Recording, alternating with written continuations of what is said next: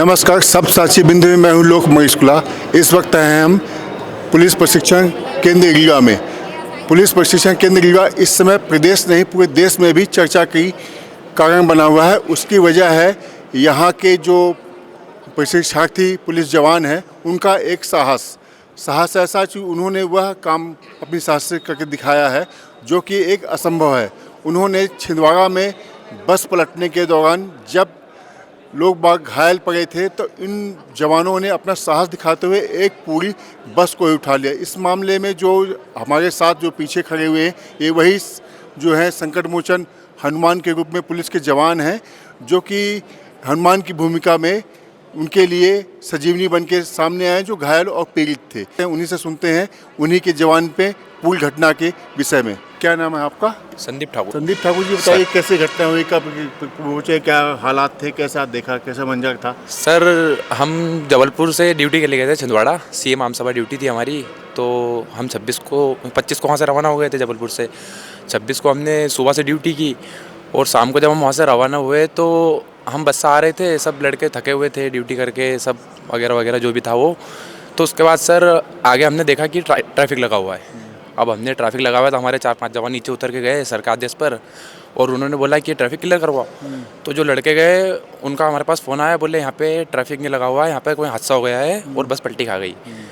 तो सर हम बहुत सारे लड़के थे, कोई नंगे पैर था, किसी ने जूते नहीं पहने, चप्पल पहनी हुई थी, किसी के सर पे टोपी नहीं थी।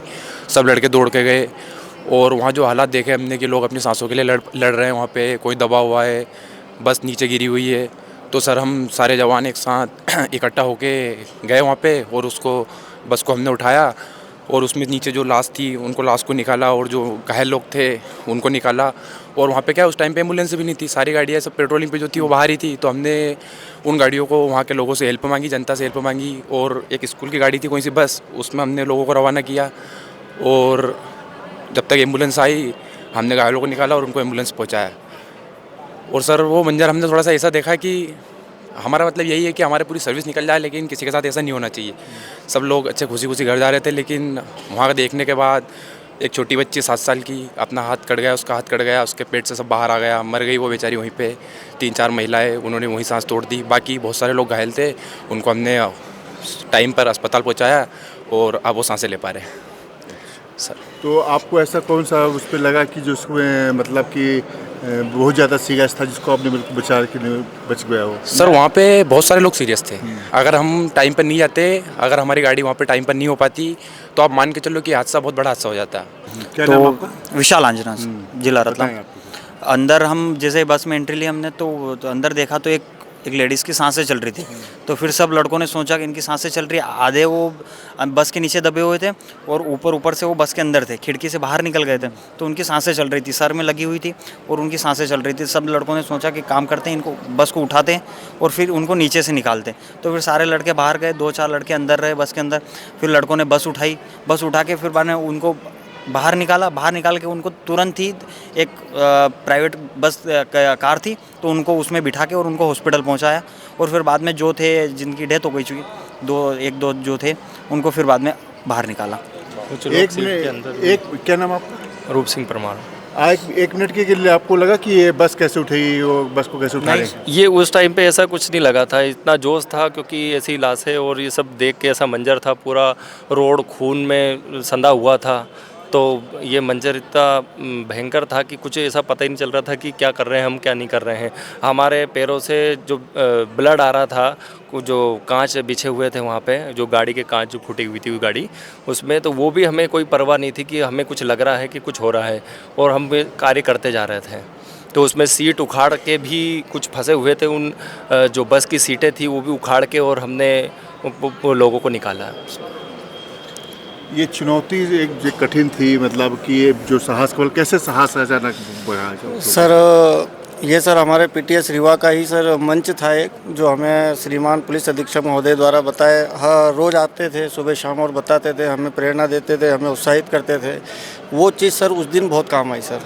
जब हमने मंजर देखा सारे लोगों ने, सारे लड़कों ने, तो हमारे पुलिस अधीक्षक महोदय की एक एक बात याद आ रही थी जो हमें यहाँ बताते थे, चुनौतियों को सामना करना सिखाते थे। वो चुनौतियाँ उस दिन हमने सर लाइव देखी हैं हमारा, और उन्हीं की प्रेरणा से सर हमने और सभी जवानों ने मिलके ये आपदा प्रबंधन का ये राहत कार्य किया सर। इस दौरान कुछ जवान भी घायल हुए थे। जी सर। हाँ, तो कितनी आपको चोट लगी थी? सर मैं क्या बस में नंगे पैरी बैठा हुआ था, तो सर मैं जब वहाँ दौड़ के गया तो फिर मैं रिटर्न जाने का मन ही नहीं करा। मैंने कि मैं जूते पहन के आ जाऊँ कि चप्पल पहन के आ जाऊँ। जब मैंने वहाँ देखा कि वो लोग सांसों के लिए लड़ पा रहे हैं तो मेरे को अपना दुख दिखा ही नहीं। मैं दौड़ते हुए गया, भैया भी हमारे साथ में थे सब, उन्होंने अंदर से लाश उठा के दी, जो घायल थे उन लोगों को बाहर से उठाया और उनको हमने टाइम पर यथावत जहाँ पहुँचाना था वहाँ पहुँचाया, हॉस्पिटल पहुँचाया, लोगों से हेल्प मांगी, जो वहाँ पे जनता थी उनकी हेल्प मांगी हमने, उनकी गाड़ियाँ मांगी, उनकी गाड़ियाँ खाली करवाई, उनको बोला भैया इनको छोड़ के आओ, और जो जनता है उनको छोड़ के भी आई।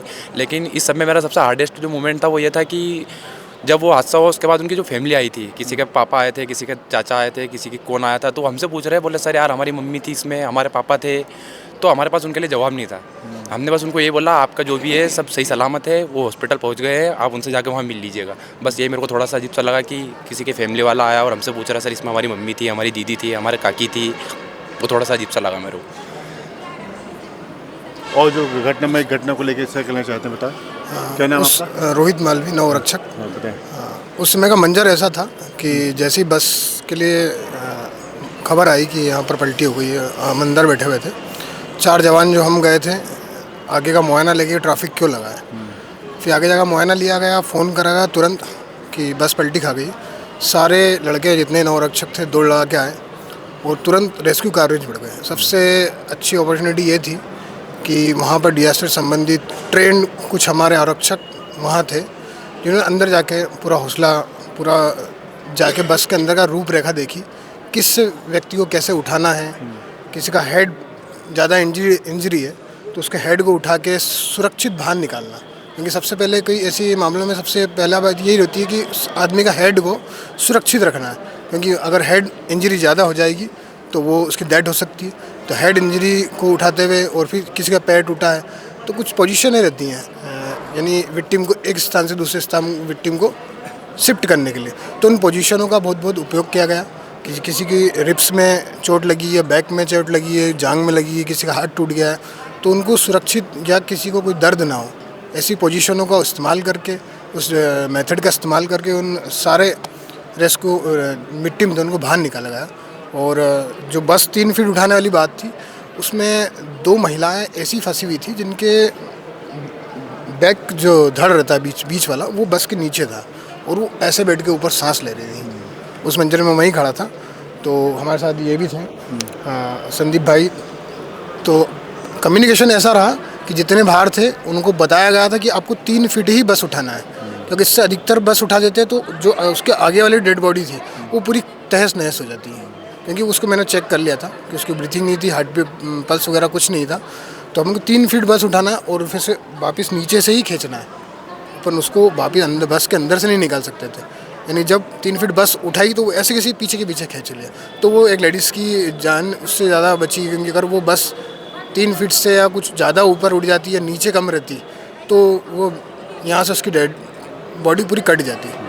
इस तरह की घटना इसके पहले भी कभी आपने देखी थी ऐसा कुछ? नहीं, इस तरह की घटना हमने आज के पहले कभी नहीं देखी थी, और उस दिन बहुत भयानक मंजर था सर देखने के लिए। सारे तरफ लाशें बिछी हुई थी, कुछ जीवित लड़के मतलब अंदर सांस चल रही थी और तड़प रहे थे, चिल्ला चोट की पुकार मच रही थी। हम लोग वहाँ जैसे ही पहुँचे तो हमने 2 काम सबसे पहले किया सर। एक तो जो बस में शॉर्ट सर्किट हुआ था उसको सबसे पहले निकाल के हमने फेंका ऊपर की तरफ। जो बसों को पंखे चालू लाइट चालू करने के रहते हैं ना, वहाँ पर शॉर्ट सर्किट हुआ था, फिर उसको पहले हमने निकाल कर फेंका। उसके बाद फिर एक चुनौती थी बस के नीचे से घायलों को निकालना। घायलों को निकालने के लिए फिर हम सब ने एक होकर बस को उठाया और उठाकर पास में पत्थर जो रखे थे, पत्थरों के माध्यम से जैक बनाया और जैक के माध्यम से फिर उसको निकालने का प्रयास किया बॉडी को, और जो जीवित थे उनको भी निकालने का प्रयास किया। जी सर, मतलब ऐसा था कि हम तो सिर्फ एक जरिया थे वहाँ पर पहुँचने के लिए। हमारा कर्तव्य बनता था, हम हिम्मत नहीं हारी सारे लड़कों ने, और सारे लड़कों ने एक साथ, मतलब जो बस उठाने की बात कर रहे हैं, मतलब मैं बता सकता हूँ सर, लोकल और जो सारे हमारे जो भाई थे इन्होंने जो मिलकर उस घटना को सर जो सराहा, मतलब उसको करा। और जो ट्रैफिक उसके बाद जो वहाँ पे लोकल पुलिस के आने से पहले ही मतलब 30 से 35 मिनट में हमने सारा ट्रैफिक और बस को भी साइड में लगवा दिया। सर लड़के पास की जो लोकल थे उनके सपोर्ट से 2 जेसीबी को लेके आए, उसके बाद क्रेन को बुलवाया और हमने ही छिंदवाड़ा पुलिस के आने के पहले ही सारे हम नावा रक्षकों ने और हमारे प्रभारियों ने हमने मिलकर बस को साइड में लगवाया और सारे ट्रैफिक को सुचारू रूप से 30 से 35 मिनट में सर क्लियर कर दिया। इसमें ट्रेनिंग कितना काम आई आप लोगों की? सर ट्रेनिंग सर हमें बहुत काम आई यहाँ पर। जो हमें सर पढ़ाया गया वो 100% हमें काम आया सर। जो हमारे श्रीमान मुख्य पुलिस अधीक्षक महोदय के मार्गदर्शन से हमें समय समय पर उनका मार्गदर्शन मिलता गया। उनके द्वारा जो बताए गए नियम कायदे उनको हमें साथ में लेकर सर काम किया, वो बहुत महत्वपूर्ण है सर। 9 महीने की ट्रेनिंग हमें। इस घटना को लेकर क्या शिक्षा मिलती है आप लोगों को? इस घटना से ये शिक्षा मिलती है कि सर हमें आगे बढ़ के काम करना चाहिए। कभी भी मतलब जो जैसी स्थिति में रहे वैसे आगे जाकर मतलब घटना जो भी घटना हुई है उसमें जैसे हम लोगों ने ज़िंदगियाँ बचाई है, 40 ज़िंदगियाँ।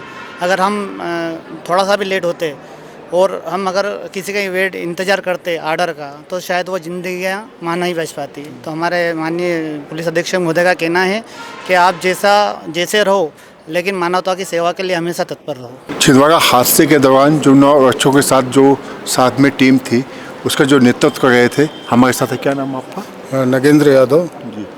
तो कैसी घटना हुई, कैसे आपको जानकारी दी और फिर आपने क्या एक्शन लिया इस पर? जैसे ही घटना की जानकारी मिली, पीछे था हमारा बल और जाम में फंसा, तो जैसे ही जानकारी मिलती है कि सामने लड़के लोग गए कि गाड़ियां क्यों रुक रही हैं, लड़के लोग देखे कि सामने बस पलटी है। एकाएक वो भी थोड़ा सा दौड़ के आके बताए कि साहब ऐसी ऐसी घटना हो गई, बस पलटी, कुछ लोग दबे हैं। तो पूरा का पूरा फोर्स जो मतलब करीब 300 किलोमीटर यानी 8 घंटे के सफ़र की तैयारी से निकला था, तो रिलैक्स पोजीशन में था। जो जिस हालत में थे उसी हालत में घटना स्थल जहाँ बस पलटी थी वहाँ पहुँचे, देखे कि बस पलट गई है, उसमें काफ़ी लोग दबे हैं। तो जिंदा होने की प्रत्याशा में जो जेसीबी काम करती है वो हमारे लड़कों ने उस मौके पे काम किया और काफ़ी लोगों को मतलब उनका जीवन ही बचा लिया। क्या नाम आपका? मिथिलेश कुमार तिवारी। आपने भी क्या योगदान रहा आपका इसमें? सर ये था कि हम लोगों की बस पीछे लगी हुई थी, 3 बसें 2-3 गाड़ियाँ आगे थी। अचानक ट्रैफिक रुकी, हम लोगों ने अपने जवानों को भेजा कि देखो ट्रैफिक क्यों रुकी हुई है। लड़के वापस दौड़ते हुए आए, उन्होंने कहा कि सर बस का एक्सीडेंट हो गया, बस पलट गई है, कुछ लोग उसमें दबे हुए हैं। इतना सुनते हमने सबको ही एकदम से बोला कि सभी दौड़ के चले वहाँ। सभी जवान एक साथ दौड़ के पहुँचे। चूँकि सफ़र लंबा था सर, कुछ रिलैक्स पोजीशन में थे, बिना जूतों के चप्पलों के। तो जो जिस हालत में था, नंगे पैर थे, तो कुछ लोग नंगे पैर भी दौड़े।